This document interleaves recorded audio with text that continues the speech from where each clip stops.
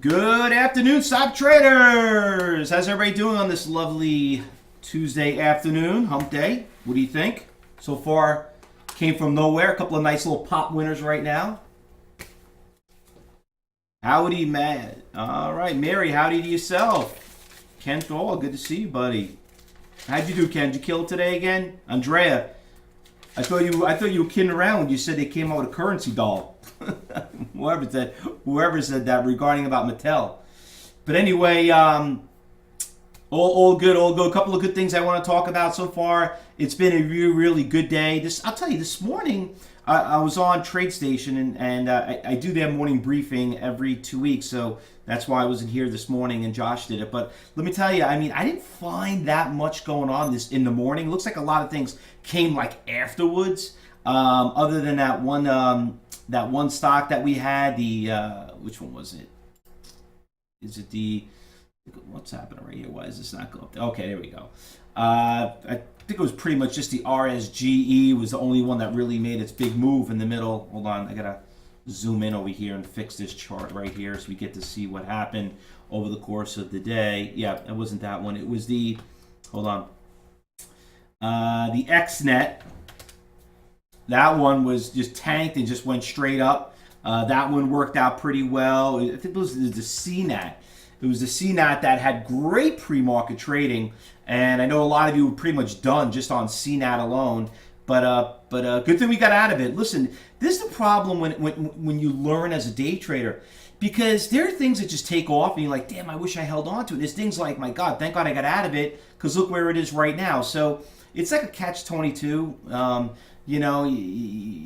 So you got to be really careful, and that's something that you learn as a day trader, is you learn how to be very conservative. Granted, there are certain things that we swing trade. Like, for example, I want to talk about some of the other stocks that we're trading. We did great on. First of all, that mat trade, let's just bring that up. That was phenomenal. I chased it. I got in right around here at 1720-ish, somewhere 23, 26, something like that. And I ended up getting out at at right below 18. Started doing that shake. Great traders, listen, I don't know what the rumor is or the news was. I should have jumped back into it. But you know what? We all pull out our buck, and that's what some of us are looking to make. And not only that, what scared me is we got major resistance levels right here. You can see it here on the long-term chart, how that stock hit that major resistance levels right around there, and it just kind of hit and boom, came right back down. But it looks like it's doing a little shake right here, so I really want to see what's happening in the afternoon. But that Mattel, we're putting that on the watch list. Now, the easiest one that happened was GE. I don't know what happened with GE. When Mattel came out with this news, GE just took off. It did a little bit of a shake here. GE was just a nice, slow, steady stock. The only thing about GE, you got to trade a lot of shares of it. I mean, listen, if you held it all day, you did good. But, you got to buy a few thousand shares of the stock to make it worth it, because it does those little shakes here and there. And it's a stock's really not a penny stock. It's a spread. It's more like a 2-penny spread. But GE, I have it right now. I'm holding on to it. Remember, we saw GE just get decimated. And anyway, I told you, it's a matter of time when the thing's going to bounce back. And I was keeping a hawk on it. And granted, I was a little late. I saw it at 1660. I didn't like holding in the position. I bought it. I sold it here at 12 when it backed off, and then ended up buying it back, at 1680. But I got like 2,000 shares of it, so I'm playing with that. But anyway, I like this GE trade, and I tell you, I really think now that it's starting to trend up a little bit, I think it could test 1720. Because that's the next resistance level. So anyway, that one doing great right there, and we'll put that one on the watch list. All right, so we got two good ones already this morning. Another one that's making a big pop right here is the VTVT. Great push, just popped up again. Volume just picked up from nowhere. That one, we're going to put that on the watch list. A lot of you remember this stock, INO. Look at that one. Gorgeous stock. It just started making a big move right now. It looks like it could probably test a resistance of 6. You could see some of the big iceberg orders here on the matrix. You got nice size 7,000, 6,000s. So we want to see those resistance levels due to those iceberg orders, see if they get done. You can see some big buyers out here, at the 7,000 share level. At the 540s, which is, you can see, is a big support level right there. So definitely that one also looks like a very, very fun stock. Also, I forgot to mention this one though. The HMNY. We did great on that one too. That one also, you got to be careful. It's got some nasty shakes. You don't let the $9 stock fool you. But that one also got a nice high. A lot of you remember this. We traded this back in October when this stock went from $5 all the way to 35. So, remember, go back to your journals, look how you did on it.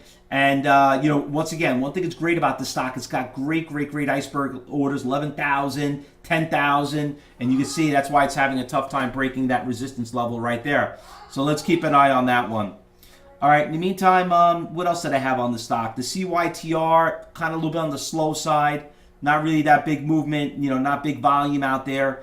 The RGSE is a scratch, And on the losers list, I don't know if this stock is on your short list, but I'm really keeping a very close eye on this PVG. If it holds here at the support levels, it could get a nice little bounce right here. So I'm going to keep an eye on the PVG also. And I think that's about it. I didn't see anything else great out there. I mean, this is also looks like a short, but it's on the $5, so it's probably, chances are it's probably not on your short list.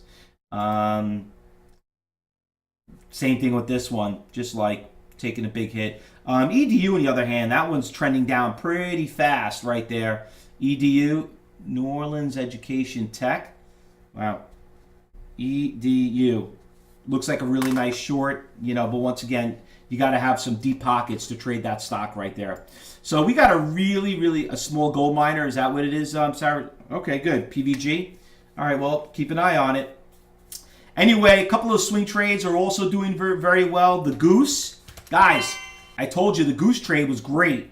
Bringing up GOOS right up now. GOOS testing resistance levels. GOOS just took off. That was one of our good swing trades. I told you, I went to Starbucks and everybody here is wearing a GOOS jacket. I mean, it's just a matter of time when the thing's going to, I was a big fan of it, and sure enough, it's doing great right there.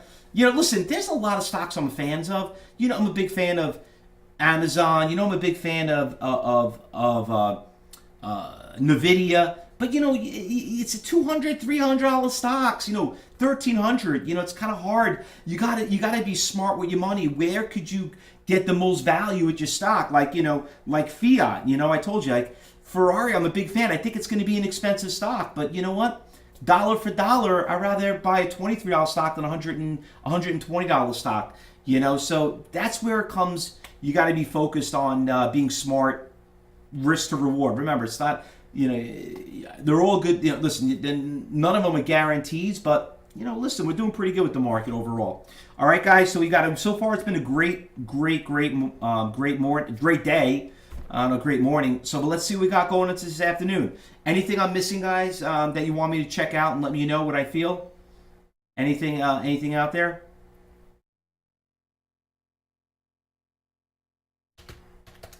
Did that take off or? Put it back up there. No, backed right off. Okay.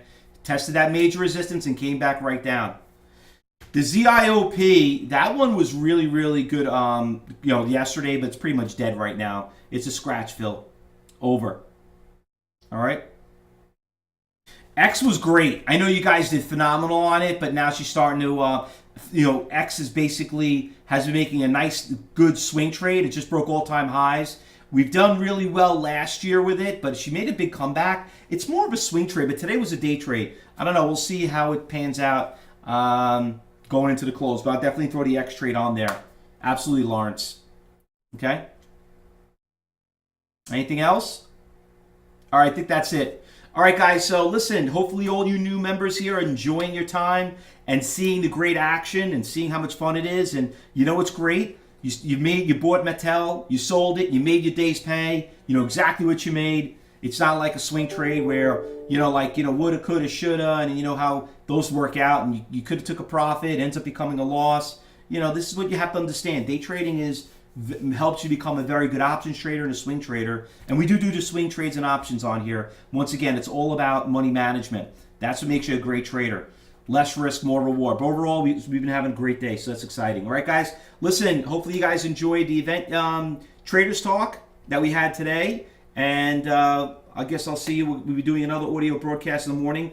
Make sure, everyone, tip of the day, log in at 8:30 tomorrow morning, because if you can log in earlier, I'm there at 8 o'clock in the morning. If I'm there at 8, why can't you? Remember, most of the money we make is in the pre-market, you know, just like the CNET, you know, the XNet.